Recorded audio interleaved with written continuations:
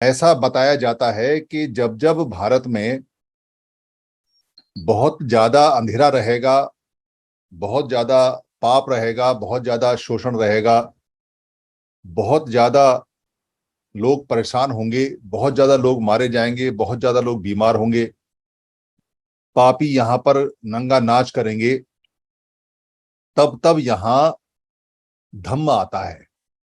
और इस धम्म को आने का जो रास्ता है वो धम्मिक लोग बनाते हैं अपने संघ के थ्रू, अपने संघ के द्वारा। ऐसा पहले भी हुआ और ऐसा होने की जो घोषणा है वो बुद्ध ने बहुत दूर तक देखते हुए की। और वो जो साइकिल है पूरा का पूरा लगभग 2500 साल में पूरा होता है। यानी 2500 साल बाद फिर पाप का नाश होता है और फिर पुण्य का यानी कि अच्छे कामों का, अच्छे लोगों का समय आता है। और वो समय लगभग पिछले 1956 से, जब से बाबा साहब ने धम्म का, संघ का और बुद्ध का और बौद्ध का और बोधि का हमें ज्ञान दिलाया है, तब से उस तरफ हम बढ़ रहे हैं। कहने को ये बात बड़ी अजीब सी लग सकती है, कोई आदमी कह सकता है कि ये किस तरह का मैथमेटिक्स है या किस तरह की बात है। पर वो जो बताया जाता है यदा यदा ही, जब जब पाप बढ़ेगा तब तब धम्म आएगा, ये बिल्कुल ठीक है। क्योंकि जब पाप बहुत ज्यादा बढ़ता है तो उसके बढ़ने की जगह खत्म हो जाती है, तो फिर लोग जब त्राहिमाम होते हैं तो धम्म का उदय हो जाता है और लोग धम्म की तरफ बढ़ जाते हैं। और जब धम्म अपने चरम पे होता है तो फिर लोग पाप की तरफ बढ़ना शुरू हो जाते हैं। ये साइकिल चलता रहता है, धम्म का पाप का, पाप का धम्म का। मगर इस पूरे साइकिल को चलाने के लिए संघ की आवश्यकता पड़ती है। बिना संघ के ना तो पाप बढ़ सकता है और ना ही पुण्य बढ़ सकता है। दोनों ही बातें हैं। दोनों ही बातों को बढ़ाने के लिए संघ चाहिए, यानी कि बहुत सारे लोगों की सहमति चाहिए। आज अगर भारत के अंदर पाप बढ़ रहा है तो पाप जो बढ़ रहा है उसमें कुछ लोगों का समूह है जो इस चीज को बढ़ाता है, जो गलत बात को भी प्रचारित करता है और गलत बात को दिमाग में डालता है। और बुद्ध के समय जब सारे के सारे लोग इकट्ठे होते थे तो उस समय अच्छी बातों को लोग दिमाग में डालते थे। उनका भी एक संघ था जो समण संघ था। ये समण संघ जो समता का, जो समानता का, जो सम्यक और जो सम्मा, जो अच्छी बातों का होता था, उसको समण लोग चलाते थे, वो समण संघ होता था। और जो वम, वमती, वमन, वमन, यानी जो विपरीत धारा के लोग होते थे, जो उल्टे होते थे, वो अपना संघ चलाते थे। ये जीवन के दो संघ लगातार चलते रहते हैं।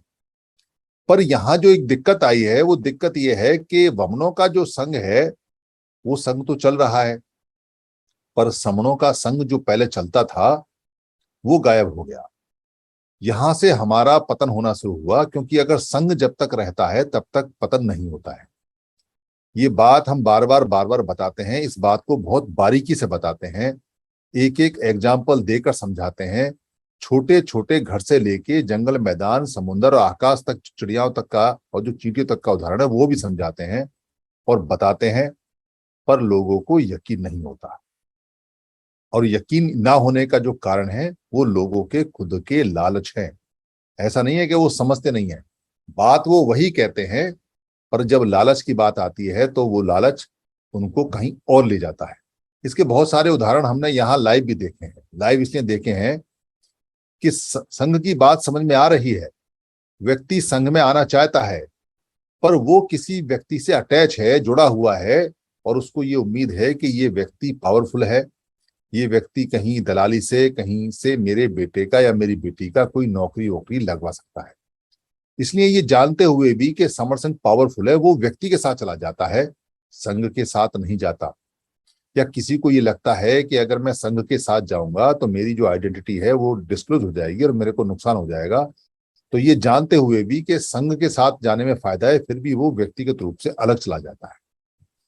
ये समस्या इसलिए ज्यादा है क्योंकि वमनों के ये जाल हैं, और वमन संघ के ये जो नेट हैं, ये जाल हैं, इनको काटने में हमें ज्यादा देर नहीं लगेगी अगर हम सारे इकट्ठे हो जाएं उन कबूतरों की तरह जो जाल को ले उड़े। और सारे इकट्ठे हो गए और सारे के सारे जाल को ले उड़े और बाद में जाल को चूहे से कटवा कर उन्होंने अपने आप को मुक्त कर लिया। तो जाल तभी कटता है, जब ही लेके सारे उड़ सकते हैं, जब सारे के सारे एक साथ तय कर लें कि अब हमें उड़ना है। अगर आधे कबूतर उड़ने के लिए मना करते हैं और आधे कबूतर उड़ने के लिए तैयार हों, तो क्या होगा कि जो आधे कबूतर उड़ेंगे एक साथ और आधे उड़ेंगे नहीं जाल में फंसे हुए, तो उनका वजन भी जाल में पड़ेगा और जाल में उड़ने की बजाय वो और ज्यादा फंस जाएंगे। इसलिए संघ का सबका साथ होना बहुत जरूरी होता है। यहाँ जो नए लोग हैं, क्योंकि 186 लोग हैं और 186 लोगों में कुछ लोग पुराने हैं, कुछ लोग नए हैं। पुराने लोग सब जानते हैं कि समर संघ क्या है और क्या नहीं है, पर नए लोग नहीं जानते। बहुतों को तो समर शब्द का भी पता नहीं है कि समर शब्द का मतलब क्या है और संघ का मतलब क्या है। बुद्ध का फोटो लगा देखते हैं तो सोचते हैं कि ये कोई बुद्ध का भिक्खु संघ है, भिक्षुणी संघ है, या ये कोई धर्म की बात बता रहे हैं, या ये कोई बुद्ध धर्म का कोई प्रचार कर रहे हैं, प्रसार कर रहे हैं। और अगर कोई ना भी समझना चाहे तो जो संगठनों के लोग हैं वो ऐसा प्रचार करते हैं कि वो तो बुद्ध धर्म की बात करते हैं, बुद्ध धर्म फैला रहे हैं, हम कोई धर्म फैला रहे हैं। जबकि बुद्ध ने खुद कभी जिंदगी में कोई धर्म नहीं बताया, पर वो इसलिए बताते हैं ताकि उनके संगठन बचे रहें। यहाँ जो काम चल रहा है पिछले कई सालों से, लगभग 2002 से ये काम चल रहा है, पर अब इस काम में बहुत तेजी आ गई क्योंकि अब इसका अनुकूल समय आ गया है। पहले अनुकूल समय नहीं था, पहले इसका जो समय था वो प्रतिकूल था। कारण क्या था कि लोगों को बड़ा आराम था, लोगों को नौकरियां मिल जाती थी, लोगों को खाने पीने की कोई दिक्कत नहीं थी, महंगाई इतनी ज्यादा थी नहीं, जो सरकारी दफ्तर हैं वो बिके नहीं थे, उनमें नौकरियां मिल जाती थी। इसलिए जो जागरूक लोग थे वो चिल्लाते नहीं थे। जो जागरूक लोग थे उनको एक टुकड़ा मिल जाता था, एक रोटी मिल जाता था। ठीक ऐसे जैसे गली के अंदर कुत्ता जो होता है वो तब तक भौंकता है जब तक उसे हड्डी ना मिले। जब उसे हड्डी मिल जाती है तो उस हड्डी में वो लग जाता है। जबकि सब जानते हैं कि हड्डी के अंदर मांस नहीं होता, और कुत्ता जो हड्डी खाता है उससे हड्डी तोड़ते समय उसके मुंह का खून ही उसके मुंह में जाता है, और वो सोचता है कि हड्डी में से खून निकल रहा है और उसका टेस्ट उसको आ रहा है। ये बड़े कमाल का फिनोमिना है कि यहाँ जितने भी लोग हैं हमारे, उनको हड्डी मिली है और वो अपना ही खून पी के सोच रहे हैं कि हड्डी में से खून निकल रहा है और मांस आ रहा है। तो वो कुत्ते जो भौंकते थे या जो जागरूक थे, उनको जब हड्डी मिल जाती है तो वो चुप हो जाते हैं। ऐसे कुत्तों की पहचान लगातार लगातार वो लोग करते रहते हैं जो उन पे राज करते हैं। पर कुछ लोग ऐसे होते हैं जो स्वाभिमानी होते हैं और जो उनकी हड्डी और मांस के चक्कर में नहीं पड़ते, और ऐसों की संख्या बहुत ज्यादा है, कुत्तों की संख्या कम है। इसलिए ये पहचान करनी जरूरी है कि इनमें स्वाभिमान लोग कौन से हैं और कौन से नहीं है। स्वाभिमान लोगों को पहचानने के लिए, जानने के लिए बहुत मेहनत करनी पड़ती है, क्योंकि स्वाभिमानी जो लोग होते हैं वो बिखरे हुए हैं और शांत हैं, पर हैं और बहुत बड़ी संख्या में हैं।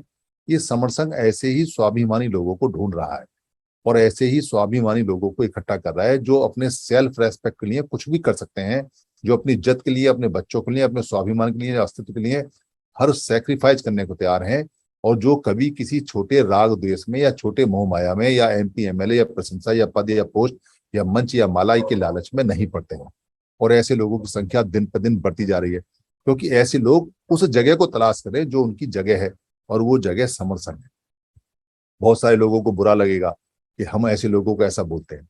बोलना हमें इसलिए पड़ता है क्योंकि वो लोग समण होते हुए भी वमन का व्यवहार कर रहे हैं, और ऐसा नहीं है कि वो जानते नहीं है। इसके छोटे छोटे उदाहरण अगर मैं आपको दूं तो आप ऐसा समझ सकते हैं कि भारत के अंदर जितने भी समण लोगों ने राजनीतिक पार्टियां बनाई हैं, तो राजनीतिक पार्टी का जो उसूल है वो ये है कि उनको वोट चाहिए, उनको बहुमत चाहिए, उनको संघ चाहिए, उनको ज्यादा लोग चाहिए। हर एक राजनीतिक पार्टी ये कहती है कि उसको बहुमत चाहिए, यानी बहुत सारे लोगों का मत चाहिए। तो बहुमत मिले कैसे? सारे लोग बहुमत देने को तैयार हैं, पर दें किसको?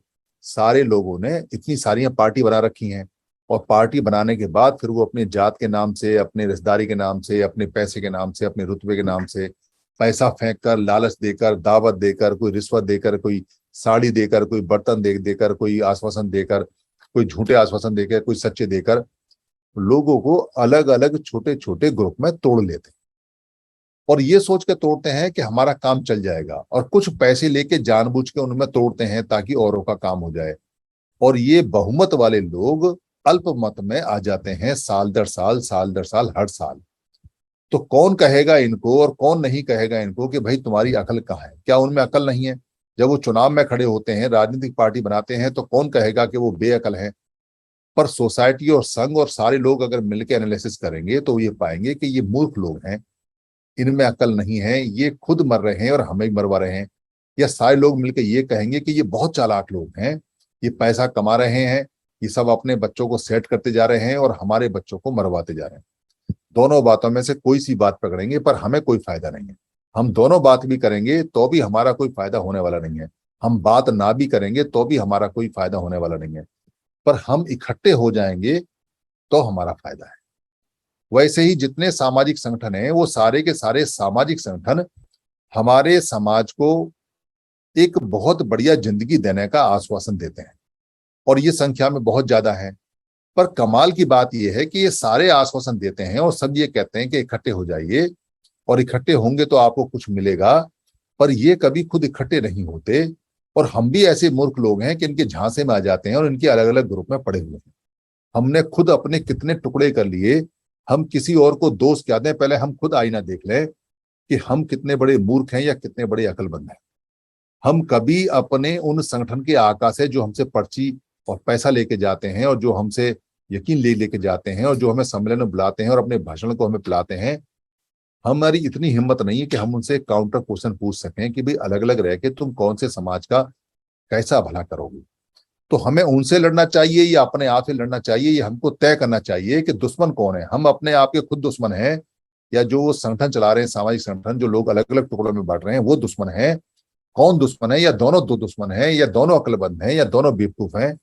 इसको रात भर सोचना चाहिए, हर एक व्यक्ति को सोचना चाहिए, क्योंकि अलग अलग संगठन रहने से हमारा कोई फायदा नहीं होने वाला है और हम वहां फिर भी चले जाते हैं। ये ठीक ऐसे है जैसे शराब या अफीम या गांजा नुकसान देता है। खूब जानते हैं हम कि बड़ा नुकसान दे देता है, मगर फिर भी हम गांजे और अफीम और शराब की दुकान पे चले जाते हैं, पैसा भी खर्च करते हैं, नशा भी करते हैं और शाम को आके अपने बच्चों को भी पिटाई करते हैं और फिर अगले दिन ये कहते हैं कि अब नहीं जाऊंगा और फिर चले जाते हैं। ये ऐसा ही नशा है जो घुल घुल के पिलाया जाता है। इससे दूर रहिए और काउंटर क्वेश्चन करना शुरू कीजिए।